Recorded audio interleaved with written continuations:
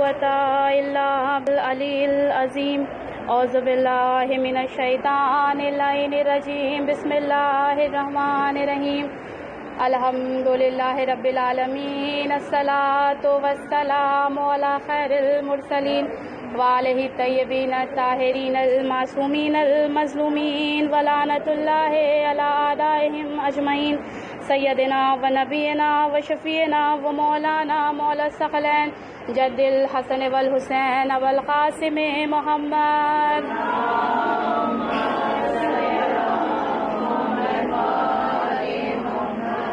سب سے پہلے تمام تعریفیں، تمام حمد و ثنا اس پروردگار عالم کے لیے ہے جو عالمین کا رب ہے. وہ خداوند کریم جب اپنے مخصوص بندوں کو، خاص بندوں کو مخاطب کرتا ہے تو وہ پروردگار عالم انہیں ایک اہم صفات سے بیان کرتا ہے، انہیں ایک مخصوص صفات سے بیان کرتا ہے. انہی میں سے ایک ہے تواضع، جس کے لیے خداوند کریم سورہ فرقان میں ارشاد فرماتا ہے کہ بسم اللہ الرحمن الرحیم. وعباد الرحمن الذین یمشون علی الارض ہونا واذا خاطبهم الجاہلون قالوا سلاما. اور اللہ کے بندے جب زمین پر چلتے ہیں تو آہستہ چلتے ہیں، اور جب جاہل ان سے کلام کرتا ہے تو سلامتی کی دعا سلامتی کا پیغام دیتے ہیں. اس کے بعد بیان فرماتا ہے کہ بسم اللہ الرحمن الرحیم ومشیوہم التواضع. اور متقین کی گفتار تواضع اور انکساری کے ساتھ ہوا کرتی ہے. صلوات بر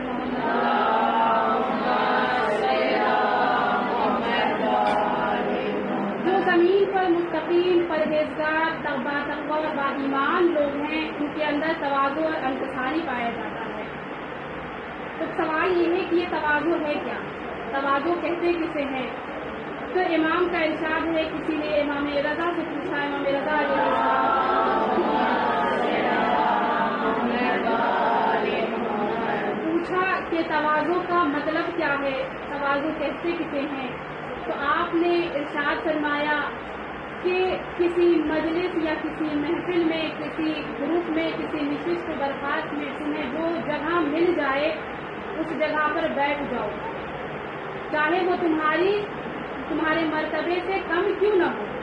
جو جگہ تمہیں مل جائے محفل میں وہ جگہ پہ بیٹھ جاؤ، چاہے تمہاری قدر و منزلت سے وہ کم ہی کیوں نہ ہو. اور دوسری مقامات سے آپ ارشاد فرماتے ہیں کہ تواضع کا مطلب یہ ہوتا ہے کہ ہر انسان کو اس کے قدر و منزلت کے مطابق اس کا احترام کرنا، یعنی نہ زیادہ کرو نہ کم کرو. یعنی جیسے عزت کے بارے میں مولا علی علیہ السلام ارشاد فرماتے ہیں، صلوات پڑھیں بر محمد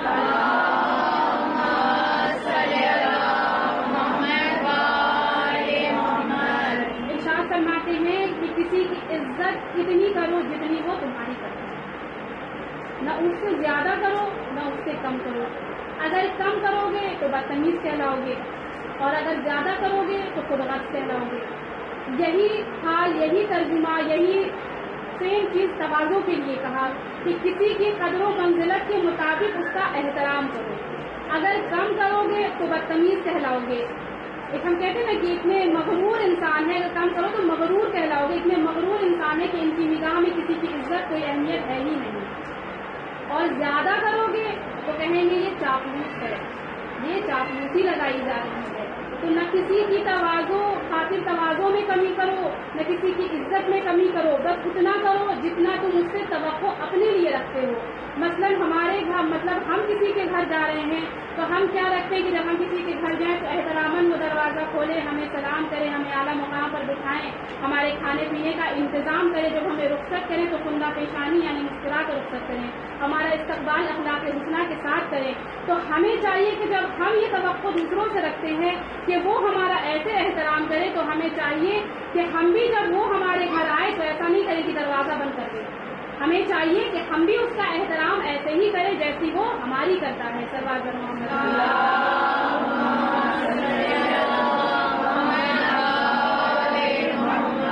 کسی کی خاطر تواضع ایسی کرو جیسی تم اس کے لیے اپنے لیے اس سے توقع رکھتے ہو. اس کے بعد آتا ہے یہ سوال کہ تواضع کے حدود کیا ہے؟ کیا ہر کسی کے ساتھ تواضع انکساری سے پیش آنا چاہیے؟ کیا ہر کسی کے لیے یہی حکم ہے؟ تو اسلام میں اس بات کا نظریہ یہ ہے کہ تواضع اور انکساری ہر کسی کے لیے نہیں ہے. مثلاً مشرکین کافر کے لیے یہ تواضع نہیں ہے. بدتمیز اور کمینہ ٹائپ کے انسانوں کے لیے یہ تواضع نہیں ہے. یعنی مطلب کوئی آپ کے ساتھ بد اخلاقی کر رہا ہے تو اسلام کے دو نظریات ہیں. ایک نظریہ یہ کہتا ہے کہ سب سے پہلے اگر آپ کے ساتھ کوئی بدتمیزی سے پیش آئے تو آپ اس کا جواب دیں تاکہ وہ آگے کوئی بڑا قدم اٹھانے کی جسارت نہیں کرے.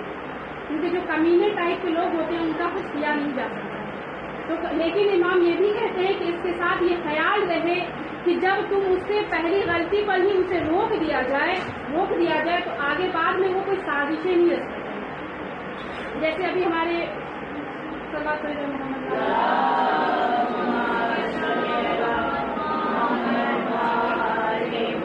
طرح کے گورنمنٹ اسکیم نکالتی رہتی ہے اسے لے کر پروٹیسٹ ہوتے رہتے ہیں. جیسے ابھی پروٹیسٹ چل رہا ہے موجودہ حالات میں.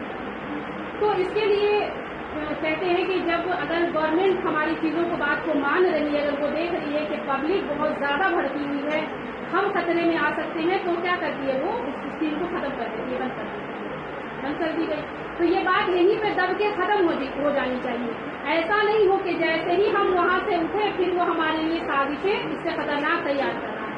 تو یہاں پہ اسلام نے کہا ہے کہ جب تم خاموش, جب اسے تم جواب دو, مار پیٹ جو تمہیں حد تک جو تم کر سکتے ہو کرو. یہاں مار پیٹ سب کا لفظ استعمال کیا گیا کہ تم اسے مار پیٹ کر بھی اس بد اخلاقی کا جواب دے سکتے ہو, لیکن اس حد تک کہ وہ دوبارہ تمہارے لیے سازشیں نہیں رچے, بلکہ اپنی اس سزا سے وہ سیکھ لے کہ ایک شریف انسان کے ساتھ بدتمیزی کرنے کا نتیجہ کیا ہوتا ہے. وہ سدھر جائے, وہ وہیں پر ٹھہر جائے. لیکن جب تمہیں یہ پتا چل جائے کہ تم نے ایک بار کیا وہ 10 بار کر رہا ہے تو تمہیں چاہیے کہ وہاں سے خاموشی اختیار کرو, اس سے کنارہ کشی اختیار کرو. اس کے بعد امام فرماتے ہیں کہ اس کے حدود میں یہ آتا ہے کہ سب سے پہلے ہم یہ دیکھیں کہ تواضع اور انکساری کسی لالچ میں آ کر کے نہیں کرنا چاہیے, خدا کی رضا کے لیے کریں, کیونکہ یہ ایک عبادت ہے. تواضع اور انکساری ایک عبادت ہے. اب یہ نہیں دیکھو کہ کوئی دولت مند ہے تو ہم اس کے لیے تواضع کر رہے ہیں, ہم اس کے لیے تواضع انکساری سے پیش آ رہے, بہت زیادہ اس کا احترام کر رہے ہیں. ایسا نہیں ہونا چاہیے.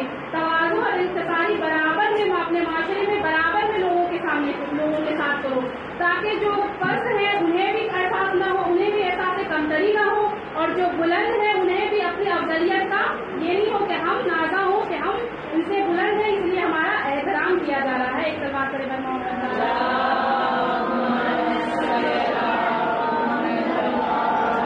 تواضع انکساری کے لیے امام علی علیہ السلام ارشاد فرماتے ہیں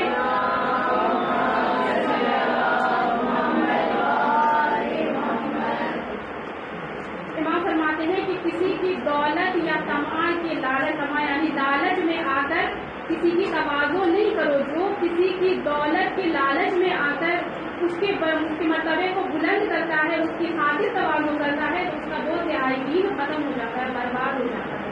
اس کے آگے امام فرماتے ہیں کہ کتنا اچھا ہوتا کہ کوئی امیر, کوئی دولت مند تواضع اور انکساری سے غریبوں کے ساتھ پیش آتا, تاکہ خدا اس سے راضی ہو جائے. اور غریب لوگ غربا کی دولت کی طرف دھیان نہیں دیتے, غریب لوگ امیروں کی دولت کی طرف دھیان نہیں دیتے. اس کے بعد جب تواضع کے مطلب جان چکے, اس کے حدود جان چکے, تو ہمیں چاہیے کہ ہم یہ جانیں کہ اس کا فائدہ کیا ہے. تواضع انکساری سے ہمیں کیا فائدہ ملنے والا ہے. تو امام رضا علیہ السلام سے سوال کیا گیا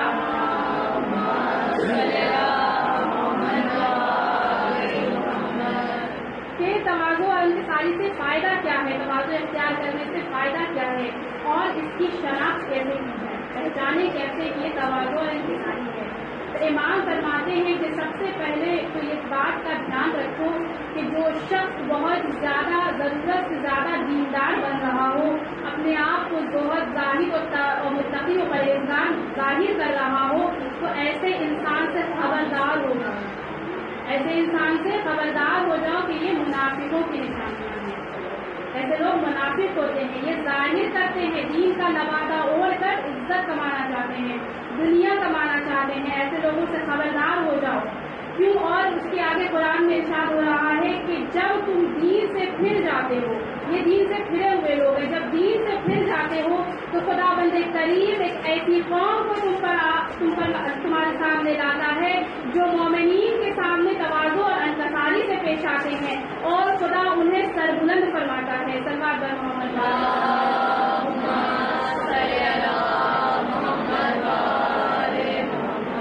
اس کے بعد امام فرماتے ہیں کہ تواضع کا سب سے پہلا فائدہ یہ ہے کہ تواضع ایک سب سے عظیم عبادت ہے, ایک بہت بڑی عظیم عبادت ہے. اور دوسرا فائدہ بھی بتاتے ہیں کہ تواضع سے خدا راضی ہوتا ہے, خدا خوش ہوتا ہے.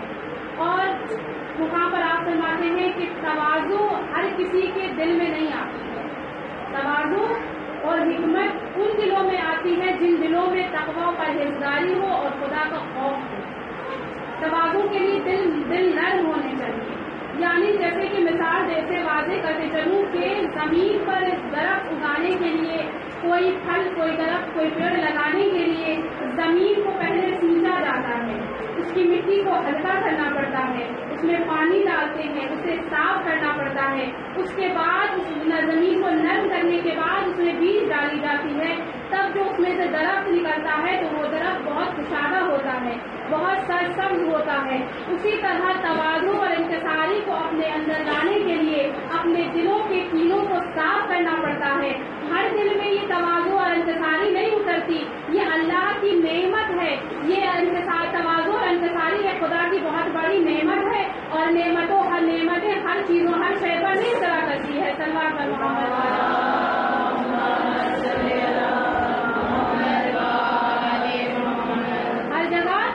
تواضع ہر کسی کے دل پہ نہیں اترا کرتی ہے. اس کے بعد آپ بیان فرماتے ہیں کہ تواضع سے خدا راضی ہو جاتا ہے, اور تواضع ایک ایسی چیز ہے جو بندے کو خدا سے نزدیک کرتی ہے اور سماجک رشتے اور آپس میں لوگوں کے رشتوں کو استوار کرتی ہے, مضبوط کرتی ہے. یعنی معاشرے میں ہر طرح کے لوگ ہوتے ہیں, چھوٹے بڑے امیر غریب ہر طرح کے لوگ ہوتے ہیں. تو تواضع اور انکساری سے ان کا یہ فرق کم ہوتا ہے. ایک مرتبہ کا واقعہ ہے کہ رسول خدا ایک جنگ سے جب جنگ کر چکے تو جنگل میں سب لوگ بیٹھے ہوئے تھے, آرام کر رہے تھے. تو کچھ ساتھی اٹھے اور کہا کہ یا رسول اللہ آج گوشت پن کا گوشت پکایا جائے. ہاں ٹھیک ہے, گوشت پن پکا کر کے لایا گیا. لانے کے بعد ایک شخص تھا, اس نے کہا کہ یہ جو گوشت پن پکڑ کر لائے ہو اسے ذبح میں کروں گا. دوسرے نے کہا ٹھیک ہے, اس کی کھال وغیرہ میں کروں گا. تیسرے نے کہا ٹھیک ہے, اس کی بوٹیاں میں بناؤں گا. چوتھے نے کہا کہ اسے پکا کر تیار میں کروں گا. پھر ایک شخص تھا, اس نے کہا کہ سب میں تقسیم میں کروں گا.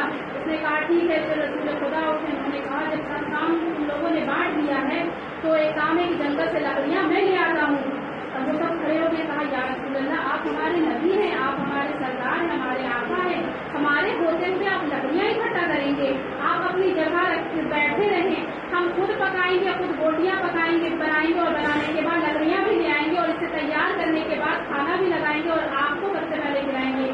تو رسول خدا فرماتے ہیں کہ بے شک اس میں کوئی شک نہیں ہے کہ تم یہ سارے کام بانٹ چکے ہو, تم یہ سارے کام کر لو گے, لیکن کیا تم چاہتے ہو کہ میں خدا کی اس نعمت سے محروم ہو جاؤں؟ تم نے نہیں سنا کہ خدا اپنے بندے خدا پروردگار عالم قرآن میں فرماتا ہے کہ ہرگز تم میں سے کوئی کسی کو اپنے آپ کو دوسروں سے افضل نہیں سمجھو.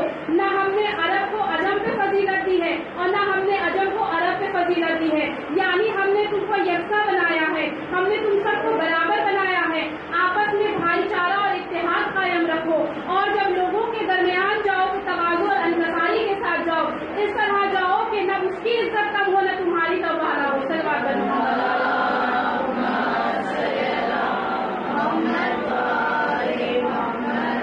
اس کے بعد ایک اور واقعہ امیر المومنین سے ملتا ہے کہ ایک شخص ان کے گھر مہمان ہوا, وہ تھا اس کے ہمراہ اس کا بیٹا فضل تھا. تو جب وہ شخص آیا تو علی نے خود بڑھ کر اس کا استقبال کیا, اپنے گھر کو بلایا, اور بلانے کے بعد دسترخوان کے ساتھ کھانا لگایا گیا. اور کھانا لگانے کے بعد جب لوگوں نے کھا لیا تو ہاتھ دھونے کی باری آئی تو علی نے کہا کہ اس شخص کا ہاتھ میں دھوؤں گا. تو شخص بہت شرمندہ اپنے ہاتھ دھونے لگا کہ مولا آپ امیر المومنین ہیں, آپ امام ہیں, آپ غلاموں کے ہاتھ دھلائیں گے, کیسے ممکن ہے مولا؟ میں بہت شرمندہ ہوں کہ میں پہلے ہی احساس سے بھرا جا رہا ہوں کہ میں سمجھ نہیں پا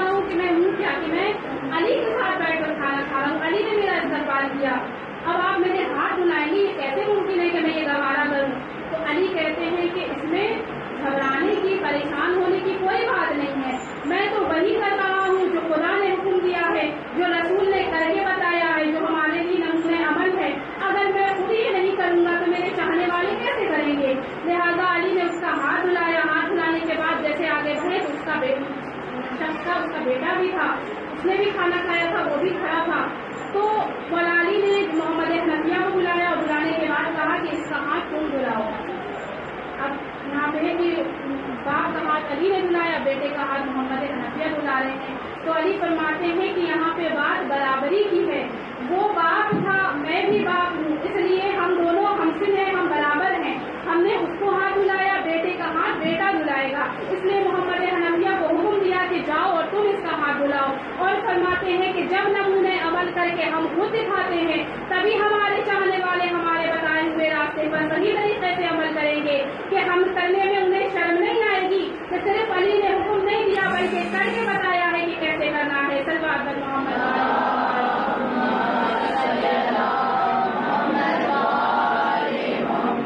یہ تواضع اور انکساری کا نمونہ عمل انبیاء معصومین ہمیں کر کے بتا رہے ہیں کہ ہمیں کیا کرنا ہے اور کس طرح سے کرنا ہے، تاکہ آپسی رشتے جو ہے وہ استوار ہوتے جائے، وہ مضبوط ہو اور کوئی کمتری محسوس نہیں کرے، نہ کوئی خود کو افضل و بالا سمجھے۔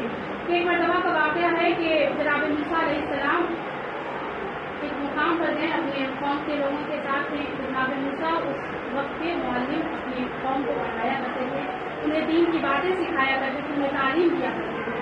تو جب ایک مقام پر ٹھہرے تو کھانا سب لوگ بیٹھے ہوئے تھے، بیٹھنے کے بعد جناب موسیٰ نے کہا کہ اپنے قوم کے لوگوں سے، گروپ میں جو لوگ مجھے کہتے ہیں کہ میرا دل چاہتا ہے میں تم سے کچھ رہے ہوں، تو کہا بے شک آپ دے سکتے ہیں۔ کہا کہ میں ابھی کچھ کرنا چاہتا ہوں، اگر تم راضی ہو جاؤ، وعدہ کرو کہ مجھے کرنے دو گے۔ تو کہتے ہیں کہ وعدہ رہا، آپ جو کہیں گے ہم وہ کریں گے۔ ٹھیک ہے۔ اس کے بعد جناب موسیٰ نے ایک لگن منگوایا اور ایک ڈول میں پانی منگوایا، اس کے بعد اسے روزے سے نکال کر کے کہتے اپنے اپنے پیر آگے بڑھائے۔ جو کہتے ہیں جناب موسیٰ سے وہ لوگ تھے وہ کہتے ہیں کہ ایسا کیا کریں گے؟ جناب موسیٰ کہتے ہیں تم نے وعدہ کیا ہے، کہا کہ ہاں بے شک وعدہ کیا ہے، تو ہم عہد شکنی نہیں کر سکتے، توڑ نہیں سکتے۔ جب کہا کہ اپنے پیر بڑھاؤ، میں تمہارے پیر کو دھوؤں گا۔ وہ کہتے ہیں کہ وعدہ کر چکے ہیں، وعدہ اپنا توڑ نہیں سکتے، اس لیے موسیٰ جو کر رہے ہیں کرنے دیتے ہیں۔ تو جناب موسیٰ ایک ایک فرد کا پیر دھل چکے، تو وہ جو سارے لوگ تھے وہ کہتے ہیں کہ یا نبی اللہ، ہم بہت شرمندہ ہیں کہ خدا کا ولی، خدا کا نبی معصوم ہم گنہگاروں کے پیر دھوئے، اتنی شرم کی بات ہے، ہم شرم سے زمین میں گلے جاتے ہیں، کیونکہ ہم عہد کر چکے تھے آپ سے کہ آپ جو کہیں گے ہم وہ کریں گے، اس لیے ہم نے اس بات آپ کو روکا نہیں۔ لیکن ایسا ہے کہ آپ ہمارے معلم ہیں، آپ ہمارے ہادی ہیں، ہمارے رہنما ہیں، آپ نے ہمیں تعلیم دی ہے، ہمیں تربیت دی ہے، اس لیے ہم یہ چاہتے ہیں کہ اب ہم آپ سے پیر دھوئیں۔ تو انہوں نے بھی جناب موسیٰ کے پیر دھوئے۔ جناب موسیٰ کہتے ہیں کہ تمہیں پتا ہے میں نے ایسا نہیں کیا، تو وہ کہتے ہیں کہ شاید یہ بھی اس میں کوئی حکمت ہو، آپ کچھ بتانا چاہتے ہیں۔ جناب موسیٰ کہتے ہیں کہ تم نے صحیح کہا، تم نے ابھی کہا کہ میں تمہارا معلم ہوں، میں نے تمہیں تعلیم دی ہے، تمہیں سکھایا ہے۔ جناب موسیٰ کہتے ہیں کہ یاد رکھو اس روئے زمین پر اگر لوگوں کی خدمت گزاری کا سب سے زیادہ حق کسی پر ہے تو وہ ایک عالم ہے، ایک عالم دین پر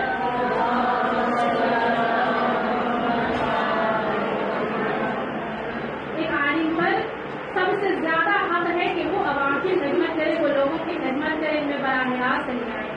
اور یاد رکھو علی کا شیعہ علی کا قریبی شیعہ، علی کا مکمل شیعہ وہی ہے جو ان کے بتائے ہوئے باتوں پر عمل کرتا ہے اور رضائے الہی کے لیے تواضع اور انکساری کو اختیار کرتا ہے۔ یہ ہے معرفت کہ جب کہتے ہیں کہ ایک عالم کا ہے، تاکہ تم بھی جب کسی کو بتاؤ میرے بات، ایسا نہیں کہ تم سب یہی کے لوگ، جب تم آگے بڑھو گے تو کچھ جاہلوں کے درمیان تم معلم بن جاؤ گے، جو میں نے تمہیں سکھایا ہے تم انہیں سکھانا، پھر وہ تم کسی اور کو سکھائیں گے، اس طرح یہ پھیلتا جائے گا اور تمہاری ذمہ داری بڑھتی چلی جائے گی، تاکہ تم سب کو سکھاتے جاؤ، لوگ سیکھتے چلے جائیں گے۔ تو سب سے زیادہ جو ذمہ داری ہے وہ عالم کی ہے، اور علم کا علم صرف حاصل کرنے سے کامیابی نہیں ہوتی ہے بلکہ اس پر عمل بھی کرنا ہوتا ہے، اور وہ بھی معرفت کے ساتھ۔ جب معرفت ہوگی تبھی ہم حقیقی صحیح راستے کو پہچان سکتے ہیں، تبھی ہم اپنے وقت کے امام کو پہچان سکتے ہیں۔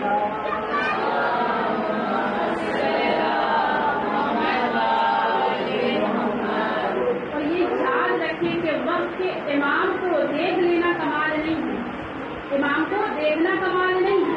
ہم روز دعائیں کرتے ہیں نا کہ مولا اپنی زیارت کرائیں، آپ میں ہی صحیح اپنی زیارت کرائیں، جبکہ روایتوں میں ملتا ہے کہ جب ہمارے وقت کے امام سے ہماری ملاقات ہوگی تو کوئی شخص یہ نہیں کہے گا کہ ہم آپ کو نہیں جانتے، ہر شخص یہی کہے گا کہ ہم آپ سے پہلے مل چکے ہیں۔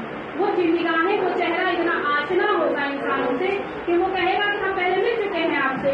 تو یہاں پہ بات یہ کہ امام کو دیکھنا کمال نہیں ہے، امام کو پہچاننا کمال ہے۔ امام کو دیکھنا کمال نہیں، امام کو پہچاننا کمال ہے، کیونکہ اپنے زمانے کے امام کو شمر نے بھی دیکھا تھا لیکن پہچانتا نہیں تھا، معرفت نہیں تھا۔ زمانے کے امام کو علماء نے بھی دیکھا تھا، شمر نے بھی دیکھا تھا لیکن پہچانتا نہیں تھا۔ امام کی معرفت ایسی ہو کہ جلال عروج پر ہو، اور جب امام کہہ دے کہ خیمے ہٹا لو تو لبوں پہ جنبش نہیں آنی چاہیے، پیشانی پہ شکن نہیں آنی چاہیے۔ یہ 4 تاریخ محرم کی وہ تاریخ ہے جب خیمے دریا سے ہٹائے گئے۔ جب کربلا میں امام حسین آئے ہیں تو عباس کو حکم دیا کہ عباس خیمے ہٹ کرو۔ عباس کے چاروں طرف نگاہ کرنے کے بعد دیکھا کہ یہ تپتی ریت، یہ صحرا، یہ دھول، تو ساحل کے کنارے خیمے کو دست کیا تاکہ سامنے ٹھنڈی ہوائیں بچوں کے خیموں میں آتی ہیں۔ لیکن وہ 4 محرم کی تاریخ تھی کہ لشکر نے یہ حکم صادر کیا مارکینے کے حسین وہاں سے خیمے ہٹا دیں۔ اب الفاظ نہیں میرے الفاظ جیسے عباس کو جلال آ گیا تو تلوار کی نوک سے ہر پھینک کے کہتا ہے کہ کہتے ہیں کسی ماں نے کسی نے اپنی ماں کا ذکر کیا ہے تو ہر پار کر دیا۔ حسین نے عباس کو دیکھا، عباس کا تلوار نہیں مطلب زینب کے سہنے میں کوئی تجویز کرو ایسا ہو کہ رنگ سے تلوار چلے۔ کیا ہو گیا؟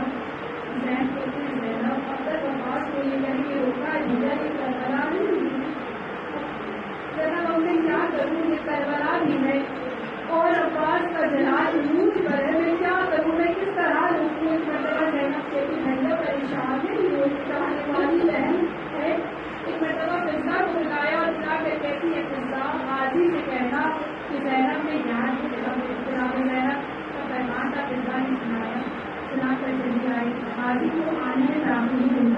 جناب زینب نے پھر فضا کو بلایا اور بلا کے کہتے فضا غازی سے کہنا کہ اگر اب نہیں آئے گا تو زینب خیمے سے باہر آ جائے گی۔ جیسے ہی یہ سننا اٹھانا غازی نے تلوار زمین پر پھینکی، دوڑ کر خیمے کی جانب آئے، ہاتھوں کو جوڑ کر کہا شہزادی آنے میں تاخیر ہوئی معاف کرنا، لیکن عباس کی زندگی میں خیمے سے باہر آنے کا نہیں کہنا۔ زینب کو الفاظ نہیں ملے کہ وہ کیا کرے، کس طرح عباس سے کہے۔ ایک مرتبہ رضا کے کونے سے اپنے اشک صاف کیا اور بڑی خاموشی سے کہتی ہے غازی